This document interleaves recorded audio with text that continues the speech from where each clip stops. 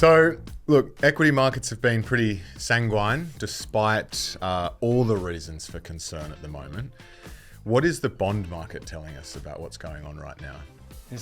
Sanguine is an interesting word. I think if you close your eyes at the start of the year and then open them now, you'd see equity market prices, they've really had a good period and starting to approach all-time highs again in Australia. It's crazy. We're up for the year, yeah. Yeah, it's been very volatile throughout the year, but close and open again, you'd think, not much has happened. But in reality, there has been a lot that's happened, and the real headlines have been made through the US with Donald Trump coming out of the US, and he's done a lot and then flipped a lot as well. So it's created a lot of uncertainty in markets.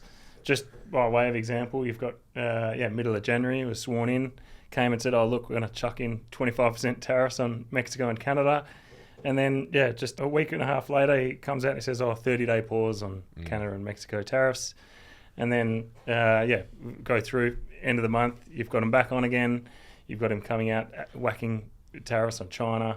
And then we had the big Liberation Day tariff announcements where everyone was hit with 10% and China upwards of 140% or so. So who would have known that he'd be able to hop, skip and jump in that fashion, and then he turns them off 2 days later. So it's hard to guess, but it's been an interesting time in markets.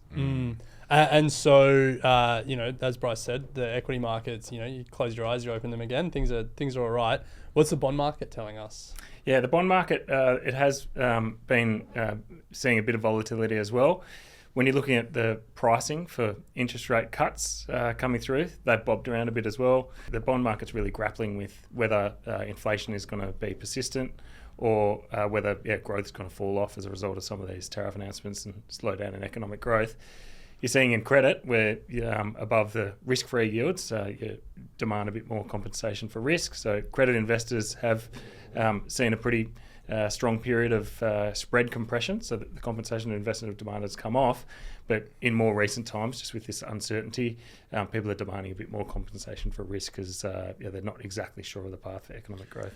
So then why do you think the two markets are so disconnected? Like if we were to believe one market, the optimism from the equity market, or I guess the more reluctance or cautiousness from the bond market, who should we be believing? Yeah, it's a good question. And I think even from a personal perspective, wind's been at the back in terms of some of the equity positions I've had in my own portfolio, and you start to think, this is all right. It's going well and I can lean into risk a bit. So perhaps the equity market, people are getting a bit complacent about the level of risk there. Some of the data hasn't started to deteriorate in the real economy. They're looking at that hard data. As a bond investor, you've got to be cautious.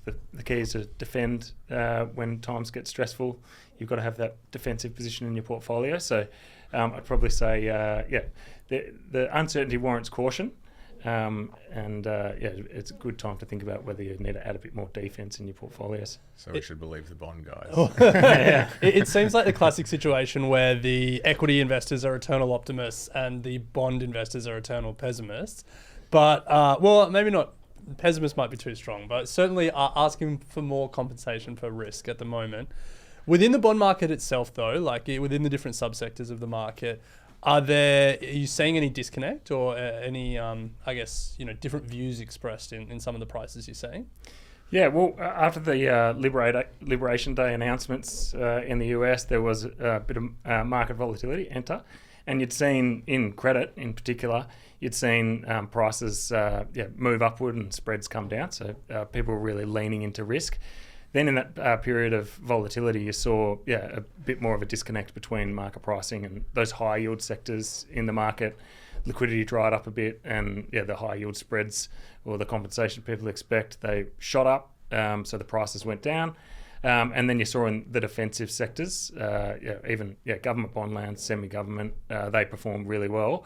Those defensive credit sectors, they did what they were supposed to do in that time of volatility, whereas a bit of a disconnect in those times of volatile markets where the riskier sectors sold off. So amongst different sectors of the bond market, that's been interesting. Within the actual capital stack, within the banking system as well, you're looking at senior debt, subordinated debt, and then going down to hybrids, which are going to be no longer in not too long a time.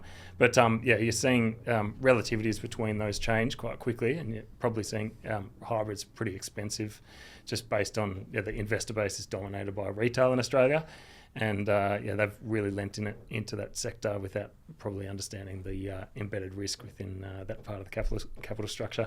Yeah, well, it's because they've had nowhere else to go for a while, and now they won't even have there to go. Well, they've been seeking franking credits. They've been attracted to that. Mum and dad investors, but seeking defensive yield. It was an option for them to jump in and get a nice income coming through, but across the bond market now, as we all know, it was pretty painful with the monetary policy changes or the interest rates moving up pretty quickly.